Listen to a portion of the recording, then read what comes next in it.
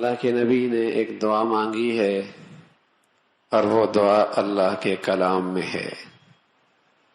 رب السجن احب الی، جیل جانا مجھے زیادہ پسند ہے، مما یدعوننی الی، اس گناہ کی گندگی سے۔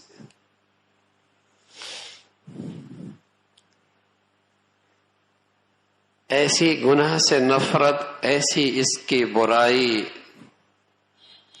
اور اس کے پیچھے تباہی اور بربادی کا یقین، اس گناہ کے پیچھے اللہ کا غضب، اس گناہ کے پیچھے ہلاکت اور بربادی کا یقین، یہ روشن دل رکھنے والا ایک نبی ہی کہہ سکتا ہے۔ روشن ضمیر، صاف دل، اسی کی بصیرت گناہ کی یہ ذلت دیکھ رہی ہے کہ گناہ کے پیچھے کیا ذلت اور رسوائی ہے۔ کہنے لگے رب السجن احب الی مما یدعوننی الی، اے اللہ اس گناہ سے بچا لے، اگر اس کی خاطر مجھے جیل جانا جار پڑے تو مجھے یہ پسند ہے، جیل جانا مجھے زیادہ پسند ہے۔ تاریک کوٹری، اور یہ بھی کوئی نہیں پتا کب تک یہ قید و بند کی صحبتیں برداشت کرنی پڑیں گی۔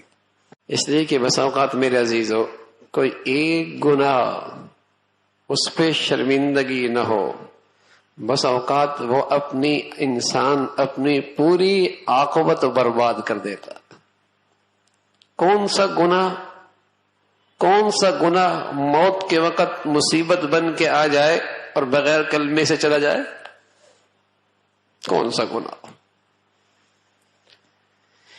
کس گناہ کے پیچھے کوئی ایسی مصیبت چھپی ہو کہ ساری زندگی کی نیکیاں صفر ہو جائیں؟ کون سا گناہ موت کے وقت آڑ بن جائے، زبان پہ کلمہ جاری نہ کرنے دے؟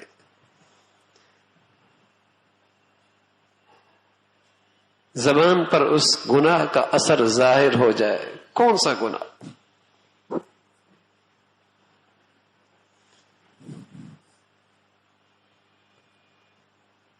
اس لیے حضرت عبداللہ ابن عباس رضی اللہ عنہ فرمایا کرتے تھے، اللہ کی نافرمانی کے پیچھے اللہ کا غضب چھپا ہوا کرتا۔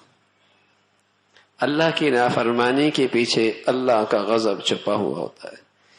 ایسا شخص ہر وقت خطرے میں ہے کب اللہ کے غضب کے نشانہ بن جائے، کس وقت اللہ کے غضب کا نشانہ بن جائے، کہیں تماشا بن جائے، دنیا کے لیے تماشا بن جائے۔ واہ تھی، بڑی واہ تھی، دیر کہاں لگتی ہے تماشا بننے میں۔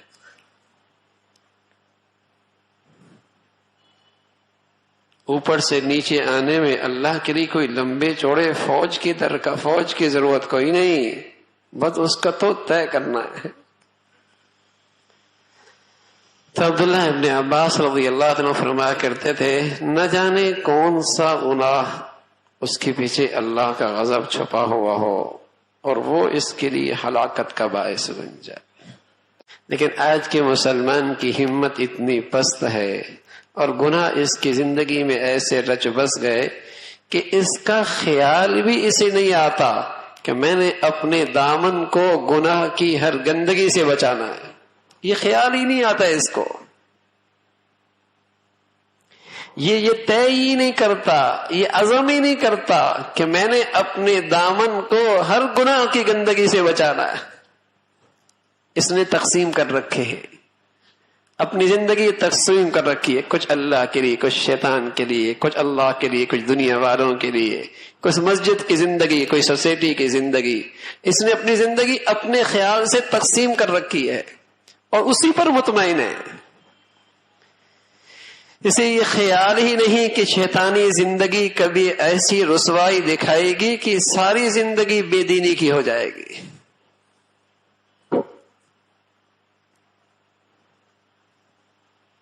سارے نتیجہ صفر ہو جائے گا، اس لیے کہ ہر گناہ کے پیچھے اللہ کا غضب چھپا ہے۔ اگر ہم نے اسے اپنی زندگی کا حصہ بنا لیا اور ایسی گناہوں کی ظلمت نے مت ماری کہ ہم نے گناہوں کی زندگی کو اپنی تجارت کا سہارا بنا لیا، گناہوں کی زندگی کو اپنی معیشت کا سہارا بنا لیا، گناہوں کی زندگی کو اپنے اسٹیٹس کا سہارا بنا لیا، ہم نے گناہوں کی زندگی کو اپنی ترقی کا سہارا بنا لیا، ایسی گناہوں کی ظلمت نے مت ماری جو بربادی کا سامان ہے، آج ہم نے اسے اپنی فلاح کا سامان بنا لیا۔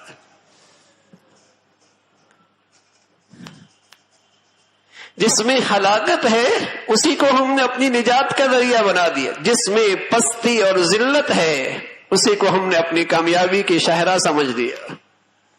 ایسی گناہوں کی ظلمت نے مت ماری ہے، اللہ کی نافرمانی بہت بڑی احسان فراموشی ہے۔ کب تک گناہوں کی آگ میں جلتے رہیں گے میرے عزیزو؟ اس آگ کی تپش اس دنیا میں کم ہے، قسم خدا کی موت کی کڑواہٹ اس تپش سے بھی گناہگار کے لیے زیادہ ہے، اور قبر کی بربادی اس سے زیادہ ہے، اور کل کی آگ نار اللہ الموقدہ التي تطلع على الافئدہ، وہ اللہ کی آگ ہے، وہ صرف جسموں تک بس نہیں ہوگی، وہ دلوں تک بھی چھو جائے گی، دلوں تک بھی وہ آگ پہنچ جائے گی۔ دنیا کی آگیں مٹی ڈالنے سے، پانی ڈالنے سے بجھ جایا کرتی ہے، وہ اللہ کی سلگائی آگ ہے، وہ نہیں بجھے گی۔ دنیا کی آگ بھی گناہوں کی شکل میں آدمی اس میں جل رہا ہے، اور موت کی کڑواہٹ اس گناہ کی نحوست سے اس سے بھی زیادہ تکلیف دہ ہوگی۔ اب علیہ الصلوۃ والسلام فرمایا کرتے تھے، اللہ کے مجرم کی سانس جس انداز سے نکلتی ہے، زمانہ دنیا والے دیکھ لیں اسے یوں بھی یارو مددگار چھوڑ کے بھاگ جائے، لیکن اللہ نے پردے میں رکھا ہے، اسے پتہ ہے جو اس سے بیت رہا ہے، جو اس سے گزر رہا ہے۔ پھر مثال دی، فرمایا باریک سا کپڑا، دوپٹہ اگر جھاڑیوں میں الجھ جائے اور پھر اسے کھینچ کر نکالا جائے، جیسے وہ دوپٹہ تار تار ہو جاتا ہے، ایسی جب اس کی روح نکلتی تو جسم اس کے ٹکڑے ٹکڑے تار تار ہو جاتا۔ اللہ حفاظت فرمائے، اللہ محفوظ فرمائے۔ جب زندگی میں گناہوں کی آگ میں جلتا ہے تو موت کی تلخی اس تپش سے بھی زیادہ، اس سے بھی زیادہ۔ تو میرے عزیزو، اللہ کی نافرمانی سے بچنے کا فیصلہ ہو، اس سے فیصلہ ہو، اور اللہ سے مدد مانگی جائے۔